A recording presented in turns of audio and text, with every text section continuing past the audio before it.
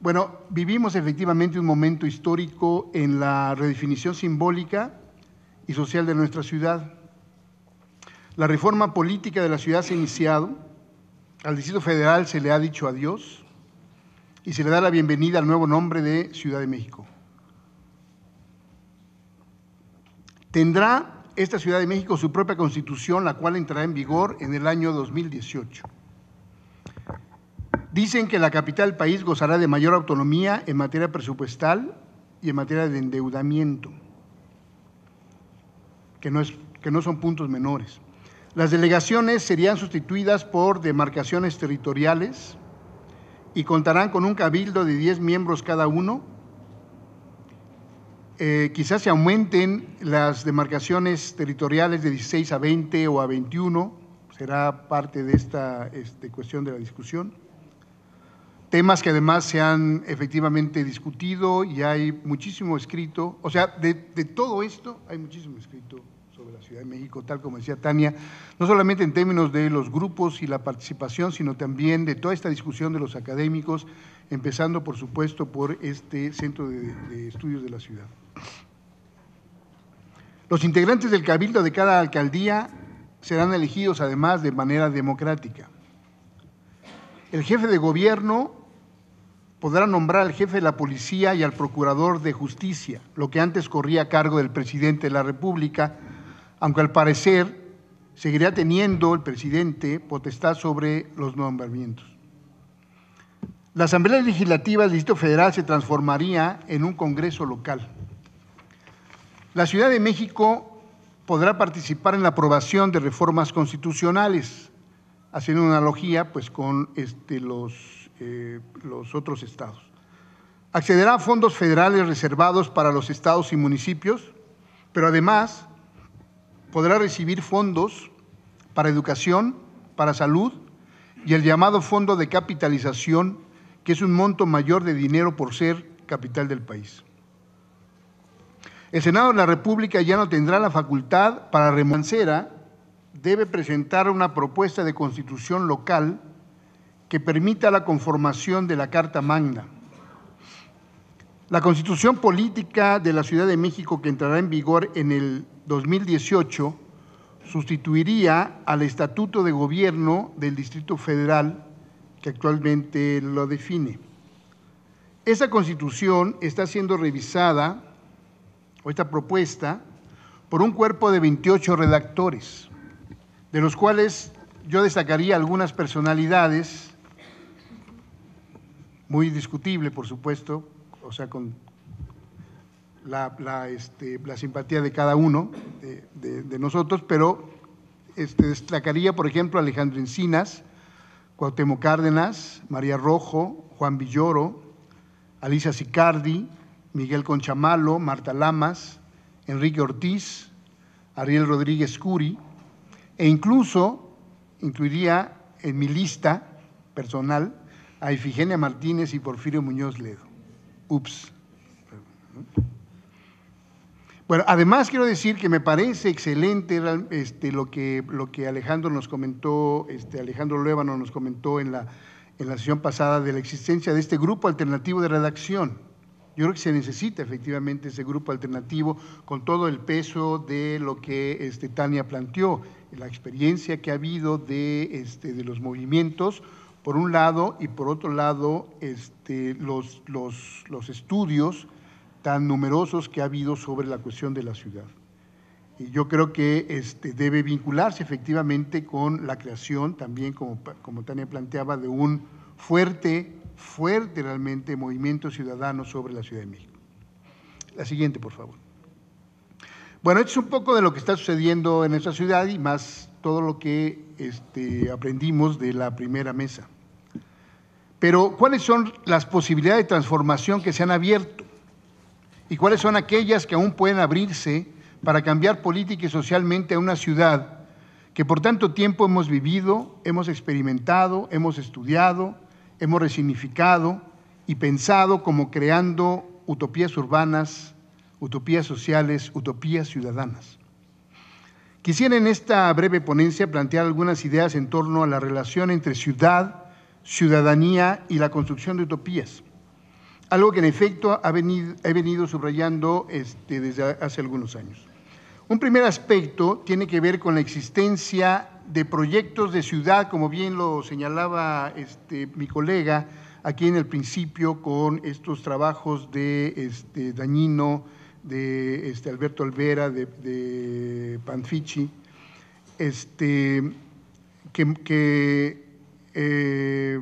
que muestran diversas posiciones encontradas de actores sociales y políticos sobre diversos temas que constituyen la agenda pública de la Ciudad de México.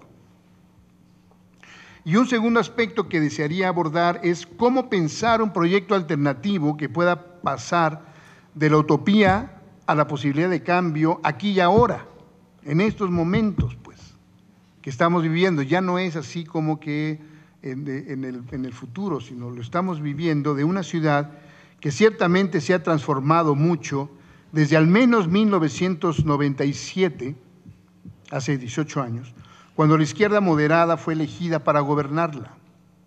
Y tampoco este es un dato menor, hay que decirlo. Una constitución es una especie de ordenanza, la norma que va a regular el comportamiento y el ejercicio de la ciudadanía a partir de concebirla y definirla en sus atributos y garantías civiles, sociales y políticas fundamentales. La politología más tradicional considera que es la norma la que determina el comportamiento de las y los ciudadanos y, por tanto, la definición del tipo ideal de la norma explicaría la cultura política de la relación entre la o el ciudadano con la autoridad.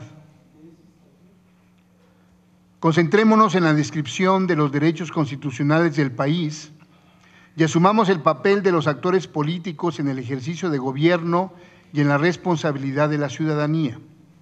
Si el ciudadano es un sujeto político, este se define en el acto supremo del voto libre, universal y secreto y punto final. O sea, probemos los que van a ser los constituyentes, ¿no? Letra muerta. Esa es la politología tradicional. A diferencia de esta perspectiva formal de la ciudadanía, que la concibe como una serie de atributos establecidos en la Constitución, rígidos, inamovibles, estancos y deterministas, a pesar de los principios valorativos que hoy por hoy buscan vincularlos con una idea más universal de derechos humanos, la ciudadanía es prácticas sociales y políticas y producción de discursos que constituyen sistemáticamente espacios de confrontación. O sea, aquí hay una relación muy cercana, pienso, de lo que decías también. La ciudadanía es, pues, resultado de la lucha social. Sí, la ciudadanía, a través de esta lucha social, vamos, hay que decirlo, a lo mejor perdemos en la hegemonía, lo que sea, pero se va a definir precisamente ese constituyente y esos contenidos de alguna manera en esa Constitución de la Ciudad de México, pero después también la interpretación de esa Constitución y la manera como efectivamente podamos rescatar lo que Tania decía, esos elementos de la propia Constitución para plantearnos el derecho de luchar. Eso es también lo que viene después. La ciudadanía es resultado de la lucha social, entonces. Y lo que estamos viviendo ahora no es la idea iluminada de autonomía del actual jefe de gobierno de la Ciudad de México o de alguien más, aunque pongamos el énfasis en la figura, si ustedes quieren, grotesca de Mancera, sino resultado de una lucha social y de la confrontación de proyectos de ciudadanía diferenciados que vienen de la historia de la ciudad, ¿no? Lo que nos decía Tania. Aquí voy a estar, ¿no? Ese es el problema de ser el segundo siempre, ¿no? El segundón, como dicen en mi pueblo. Bueno, lo que tenemos que tener claro es lo que se está dando ahorita y lo que vendrá. Es la posibilidad de concretar utopías. Será resultado de estas luchas y por ello la ciudadanía debe organizarse y alistarse para generar un proceso dinámico de debate y de lucha por hegemonizar su propio proyecto alternativo. Un proyecto alternativo social, un proyecto alternativo revolucionario, un proyecto alternativo de la ciudad que queremos. Ya tenemos el tiempo encima, pues hay hay que hacerlo, o sea, hay que retomar un poco lo que Alejandro decía en la sesión anterior. La siguiente, por favor. Pensar las cosas así es definir lo que yo he llamado la ciudadanía sustantiva, a diferencia de la ciudadanía formal. Definir a la ciudadanía sustantiva a diferencia de la ciudadanía formal. La ciudadanía sustantiva se expresa en la confrontación y lucha social entre la relación del Estado y la sociedad civil. Habría entonces que concebir qué Estado es el que queremos construir que se relaciona horizontalmente con la sociedad. ¿Cuáles deberían de ser sus funciones en términos de su participación social en la economía, en defensa de una economía popular, no asistencialista, que transgreda la tradición del derecho a la acumulación y a la especulación inmobiliaria? Un Estado que defienda los principios de soberanía y autonomía de la comunidad política a la que representaría, lo que se subrayó en la sesión pasada, propugnando por una distribución igualitaria de la riqueza y los recursos.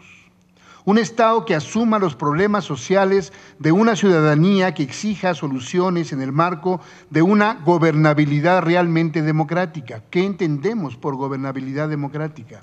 Esta visión del papel de Estado y del gobierno de la ciudad es parte sustantiva de la definición de una constitución autónoma de ciudad y de ciudadanía. Una segunda dimensión es la definición de los derechos. Entonces tenemos una, es la relación Estado-sociedad civil, y tenemos una segunda, que son los derechos.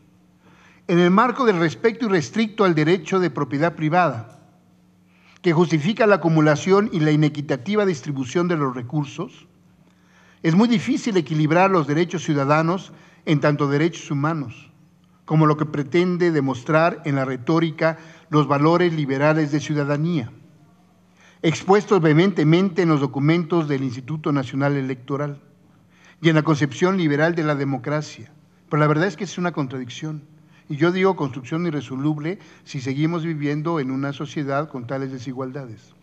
La crítica de la ciudadanía muestra que tal equilibrio en esta sociedad desigual es imposible y revela más bien ese conflicto irresoluble en el marco del capitalismo, entre derechos colectivos y derechos individuales, y entre derechos civiles como el de la propiedad privada y los derechos sociales y económicos como el del trabajo e ingreso digno. Es una contradicción. ¿Cómo le vamos a hacer? Una constitución de la ciudad tiene que velar por los derechos individuales de libertades democráticas, efectivamente, sin menoscabo, sin embargo, de los derechos sociales a la educación pública, gratuita, laica y de calidad, que se decía, no en la mesa pasada, sino en la primerísima mesa de la inauguración, ¿no? A un sistema público de salud dignificado y suficiente en todos sentidos, de una promoción de vivienda, urbanización y espacios públicos que dignifiquen el uso y disfrute de la ciudad, especialmente para los más del 70% de trabajadoras y trabajadores y pobres de la urbe. Que esto implica reducir el derecho a la propiedad privada, pensada como acumulación de capital y fundamento de la especulación inmobiliaria y financiera. Pues sí. Ahí está Lefebvre, ¿no? Que comentaba también, ¿no? Pero es precisamente este proyecto de ciudadanía el que en todo caso debería sustentar la visión de una vida digna en la ciudad. Y finalmente, tenemos Estado, sociedad, derechos, y la tercera dimensión es la participación ciudadana. La tercera dimensión de esta ciudadanía sustantiva. Es un aspecto estructural de la ciudadanía sustantiva. La participación no se reduce al derecho al voto, que además sí es importante, ¿no? Pero este derecho ha justificado la conformación de una élite política de representantes de partidos institucionalizados que se reparten el poder y los recursos. La participación son todas las formas de involucrarse en la toma de decisiones institucionales, en la formación de comités, en asambleas, en consejos. Pero estas formas no pueden estar maniatadas y controladas desde el Estado. Deben ser pensadas como aquellas impulsadas en aquella histórica experiencia de apenas 3 meses de la Comuna de París en 1871 y que además relato en mi libro de crítica de la ciudadanía, por cierto, asociándolo con esta perspectiva de ciudadanía. Deben pensarse en la creación de formas directas como el plebiscito, el referéndum y la consulta popular, también se decía en la sesión pasada, pero en términos que pueda ser un instrumento cotidiano y natural de tomar decisiones de una ciudadanía ampliada. Y finalmente, pensar en la participación por fuera de los canales institucionales controlados por la autoridad, como es el activismo social, el activismo político, la participación de ONGs formales o informales, los movimientos sociales, como lo han sido en por lo menos desde 1968, como también alguna pregunta comentada se hizo en la sesión pasada. La siguiente, por favor. Lo que quisiera mostrarles ahora son los temas que han estado vigentes en el Estatuto del Distrito Federal y en la Constitución Política de los Estados Unidos Mexicanos. Tratan las dimensiones que de alguna manera acabo de exponer. El problema es que la ciudadanía, constituida en proyecto de ciudadanía que disputa la ciudad, debe traducir estos temas desde una perspectiva de ciudadanía sustantiva, no desde lo formal. Hasta hoy la Ciudad de México estuvo regida por el artículo 122 de la Constitución, como también se ha planteado, y un estatuto que planteaba, bueno, su título primero, que es de disposiciones generales, pero un título segundo sobre derechos y obligaciones de los ciudadanos, que yo lo pondría como SIC y RESIC, porque en realidad el estatus de ciudadano para los chilangos, un poco como también se decía, en realidad ha sido un estatus de ciudadano de segunda desde siempre, ¿no? El título tercero, de las atribuciones de los poderes de la Unión sobre el gobierno del Distrito Federal. Ahí se ubica, ¿no? El título 4, que habla de las facultades de los órganos locales del gobierno del Distrito Federal, en términos de la Asamblea de Representantes, el jefe, que ahora ya es Asamblea Legislativa, el jefe de gobierno, la coordinación metropolitana y los órganos judiciales, que serán también elementos de discusión. El título 5, la organización de la administración pública, las demarcaciones territoriales, que son las delegaciones actualmente, y los órganos desconcentrados. El título 6, que habla de las autoridades electorales locales y de los partidos políticos y del Instituto Electoral del Distrito Federal. Y el título 7, sobre el régimen patrimonial de la ciudad, o del Distrito Federal, perdón. Estos temas incluidos en el Estatuto de Gobierno del DF coinciden más o menos con los apartados establecidos en la Constitución Política de los Estados Unidos Mexicanos.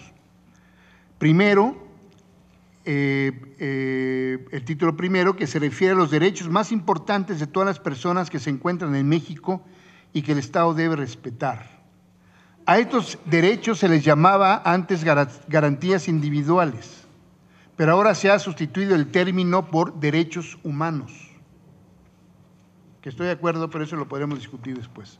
Además, se habla también sobre la calidad de extranjeros y la adquisición de la ciudadanía mexicana. Inclusión y exclusión, de alguna manera también, ¿no?, en el concepto de ciudadanía.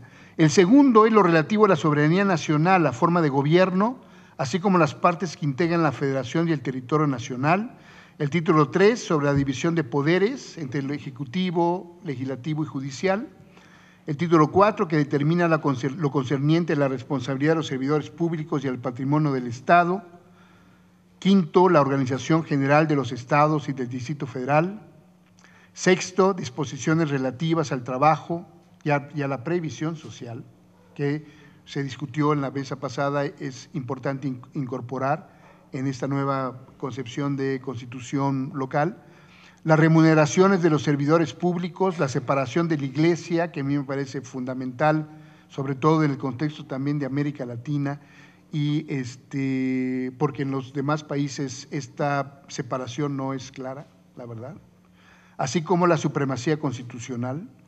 El octavo, que establece la forma en que puede reformarse la Constitución, y el noveno, sobre la inviolabilidad de la Constitución. Como dije antes, para mí el problema no está tanto en si incluimos un apartado más, o le quitamos otro, o si juntamos dos, ¿no? Para mí no es un problema técnico y jurídico, aunque la verdad es que al final todo se hace así. Todo se concreta en una cosa técnica, jurídica, y es terrible porque efectivamente a partir de ahí hay una sustancia política básica, pero con todo me parece que es más bien un problema político, que empieza a definirse a partir de preguntarnos qué ciudad queremos,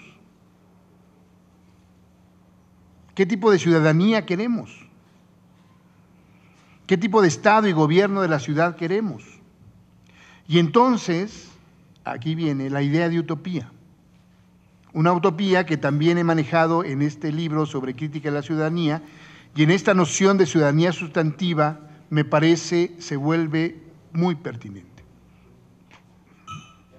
Para mí, la siguiente, por favor.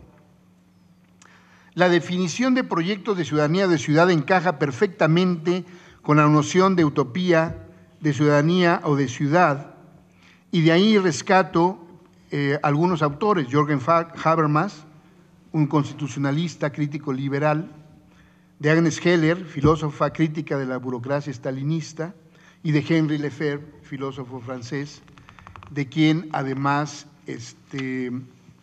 últimamente se ha levantado para sustentar toda esta excelente idea de la Carta de los Derechos de la Ciudad y del derecho a la ciudad. En esos tres autores está esta idea, esta concepción de utopía. Utopía es una construcción imaginaria dirigida al futuro, pero tiene que basarse en situaciones o diagnósticos reales, actuales, en la reflexión crítica y además en la memoria histórica. Son como esos tres puntos. Una práctica, decía yo en 2010, podrá provocarse a partir de ciertas necesidades sociales, pero se justificará siempre por una idea de justicia o injusticia, de una meta a lograr, que es vivir mejor, de la construcción de un futuro que forzosamente va a negar la realidad injusta en que vivimos. Esta acción de justicia a partir del contexto en que él se construye y a partir de prácticas culturales en las que está inmersa, de los valores, tradiciones y costumbres en los que se fundamenta, es una utopía. Esa es la utopía. La reforma política de la Ciudad de México y la redacción de la Constitución está siendo una concretización de la pugna y la lucha de diferentes proyectos de ciudad y de ciudadanía concebidos como utopías en algún momento.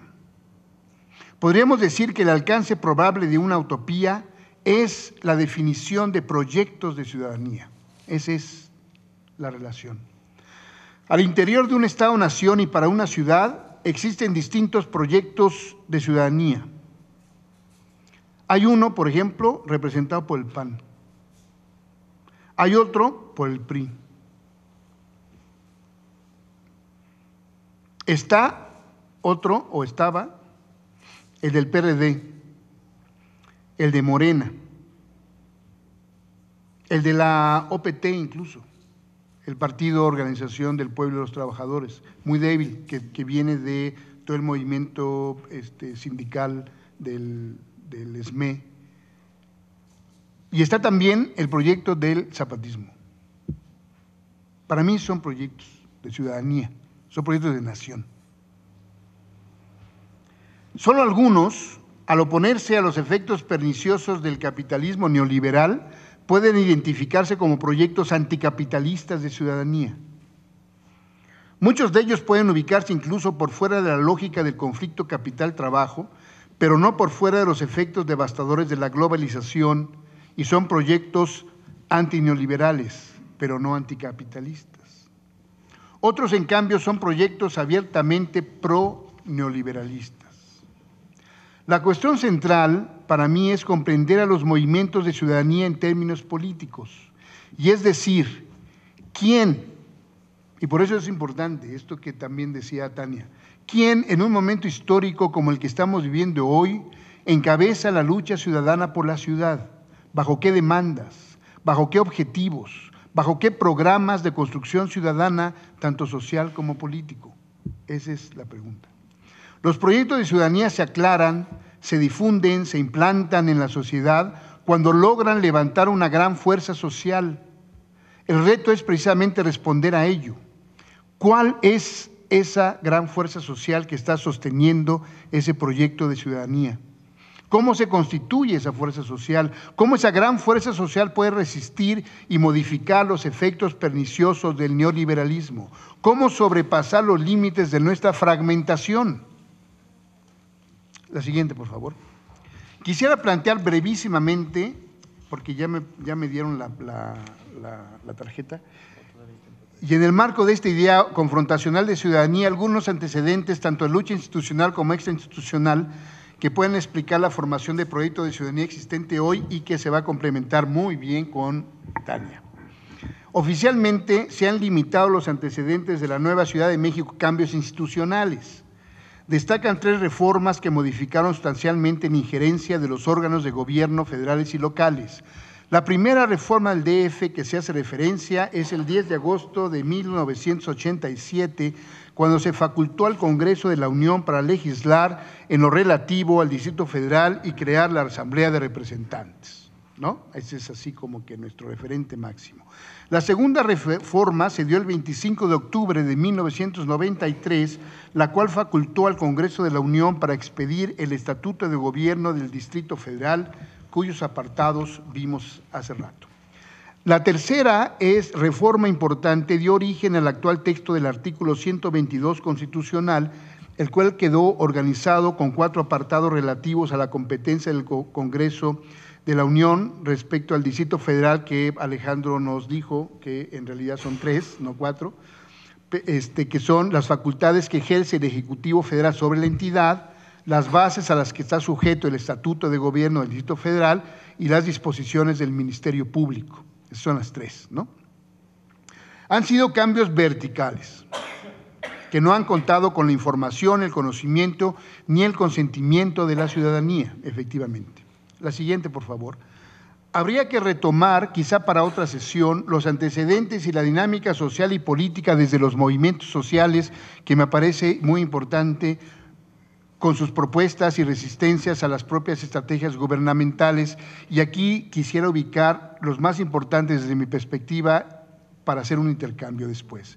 1984, la noción general de lo particular a lo universal del movimiento urbano popular, me parece, cuando el movimiento urbano popular, junto con lo que entonces era la Coordinadora Nacional del Movimiento Urbano Popular, definió la vida digna en las ciudades como el elemento sustancial de su programa político. Pasó de reivindicaciones locales a una perspectiva universal. Eso para mí es un elemento importante. 1985, que se va hasta el 88, la experiencia del movimiento de damnificados, con su demanda "aquí nos quedaremos", una ciudad pensada socialmente, una resistencia a hacer esa ciudad museo, una resistencia a una ciudad elitista, que se articuló después con la democracia del CEU en 1986 y con el proceso electoral de Cárdenas en 1988, lo que modificó el perfil esperado, el perfil social y político esperado de la primera Asamblea de Representantes del Distrito Federal. Tampoco es un dato menor. 1989 al 93, la propuesta de convertir el Distrito Federal en el estado de la Náhuac. Fue esa un primer planteamiento de hacer del DF un estado de la Federación, el estado de la Náhuac, desde el movimiento urbano popular. 1997, una ciudad para todos, el lema de Cuauhtémoc Cárdenas. Y como les decía antes, es una ciudad, un Cuauhtémoc Cárdenas que fue elegido por esta chilanguería, digamos, ¿no? O sea, y tampoco me parece un dato menor, porque desde el 97, por lo menos ahí está la línea, con todo lo que queramos discutir. 2001, la ciudad de la esperanza de AMLO, que sustentó el lema de la campaña por la presidencia, posteriormente, por el bien de todos, primero los pobres. 2007, Ciudad con Equidad, de Marcelo Ebrard, la ciudad verde y el rescate del espacio público, que yo creo que ahí es una cuestión interesante y lo quiero plantear rápidamente, que contrastó también con una visión de espacio público que impulsó Clara Brugada en Iztapalapa, precisamente, que era de la corriente de AMLO, y que me parece muy importante en términos de concepción y además de cómo impulsó esta idea de espacio público. Por aquí estaba Jaime, creo que ya se fue, pero seguramente él participó en cuestiones muy importantes en esa cuestión. 2010-2012, como lo señalaba Tania, la Carta de los Derechos de la Ciudad, del Derecho a la Ciudad, a final del sexenio de Brad, con la participación de movimientos sociales y organismos de la sociedad civil, y están saliendo ya, van a salir próximamente 2 libros sobre esto, uno de la UNAM y otro por el CIESAS. 2012, la Ciudad de México, decidiendo juntos de Mancera, más subordinado al Pacto por México. Bueno, yo creo que aquí un elemento muy importante, habría que incorporar todo lo que está planteando, todo lo que nos planteó Alejandro Luébano sobre esa posibilidad en que todas y todos, o sea, esfuerzo, digamos, de generar un espacio de debate, todas y todos somos constituyentes. Y fíjense, bueno, estoy pensando en voz alta, pero en el lema tiene 1, perspectiva de género; 2, sentido de identidad colectiva; y 3, la construcción de un espacio de ciudadanía de debate. O sea, en el nombre está de alguna manera una concepción de ciudad, pues, ¿no? Entonces eso me parece importante, que habría que incluirlo, por supuesto, en esa cuestión. La siguiente y última. Por razones de tiempo, solo puedo enunciar los procesos de construcción de ciudadanía, pero esto es un poco de lo que está sucediendo ahora.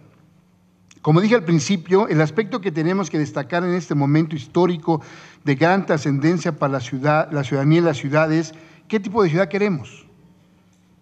Y entonces ahí viene el problema, ¿no? Es la ciudad del libre mercado, la ciudad de la tercera vía, una ciudad fragmentada a partir de los barrios y de los pueblos originarios, o una ciudad centralizada, vertical, una ciudad local, una ciudad progresista, una ciudad de género, una ciudad ciudadana, una ciudad carcelaria, una ciudad de trabajadoras y de trabajadores, una ciudad multicultural o una ciudad universal orientada a los derechos humanos. ¿Qué tipo de ciudad queremos?